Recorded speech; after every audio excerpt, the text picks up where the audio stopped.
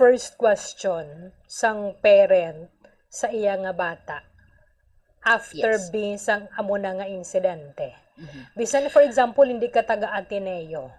Exactly, no? I'm sure I can really sense how parents now are very worried, no?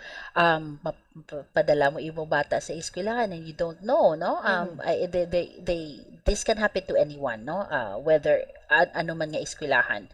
And it is very important that we make sure that we talk to our child, no? Ano ang nabatyagan mo? Ano ang hadlok ikaw? Ang imo fears are valid, no? Anyone can be afraid. Regardless, ano edad, bata ka man, tigulang, maski ang teachers na hadlok man ina. So, make sure that they are able to name their feelings, no?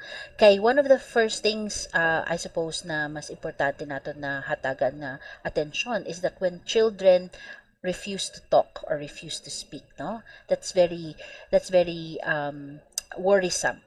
And it's important that we find ways, no, to allow our child to express how they feel, to name their feelings. Ano hadlok balaina, Mhm. worry balaina, pag-aligmat balaina, ano na siya.